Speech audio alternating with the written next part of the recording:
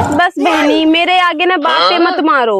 आलू का छिलका और लीलावती की बात का तड़का जिसके घर में लग जाए ना, उसके घर में समझो आग का लगना तय है। मतलब आग लग ही गई समझ लो। दूसरी बात बहनी मेरी सुन लो, टोला जरे चाहे बरे, लेकिन मेरी बहू जब चले ना तो सबकी आंखें देख देख जरे। और तुमको ना एक बात सबसे खास बता रहे हैं, टोला में नहीं, पूरे गांव में, पूरे मोहल्ले में मुझसे ज्यादा कोई काम करने वाला है नहीं, है ना। मैं ऐसे गिन्नी ऐसे काम करती हूँ ना, मुझसे ज्यादा कोई काम कर ही नहीं सकता। ना आजकल की बहुएं कर सकती है, नहीं आजकल की जो औरतें। अरे अब तो मैं बुढ़ा गई हूँ, 60 साल की। जब अपनी उम्र में थी ना, काम मुझे देख के ही खत्म हो जाता था। उसको पता था ना मेरा हाथ लगेगा ना, काम की हवा टाइट हो जाएगी, एकदम खत्म हो जाता था।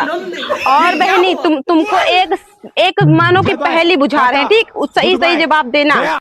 आई थी जुल्फे फटकार के मुंह चुनिया के चली गई, आई थी जुल्फे फटकार के मुंह चुनिया के चली गई, और लीलावती के चक्कर में परी मुरझा के रह गई। तुमको नहीं पता है? अरे भैया हम तुमसे बता ही इसलिए है कि ताकि तुम हमको बताओ, हमको ही नहीं पता, हम तुमको क्या बताएं।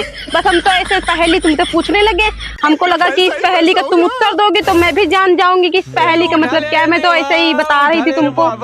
एक हम लोगों को जमाना था और आजकल के जमाने की तुमको हम सबसे अच्छी बात बता रहे हैं। देखो आज के जमाने में क्या है, 2 साल का बच्चा है ना, तो वो खाना खाएगा ना तो रुमाल बगल में रखे रहेगा अपनी नाक पोंछने के लिए। और जब हम लोग थे ना 2 साल के, तो ऐसे खाना खाते थे और एक हाथ से नाक पोंछ लेते थे, उसी हाथ से नाक पोंछते थे, उसी हाथ से खाना खाते थे। अब पहले के जमाने में ये था, आज के जमाने के बच्चे ऐसा लगता है कि इंटरनेट से डाउनलोड होके आए हैं।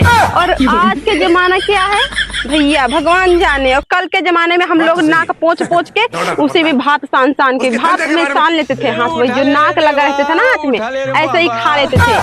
और भैया खोपड़ी में धुआं पड़े रहते थे, बाल में ऐसे खजोया करते थे। और आजकल बच्चों के बाल इतने सिल्की होते हैं, देख के लालच लगता है काश कि हम भी इतने बड़े होते। अब आज के।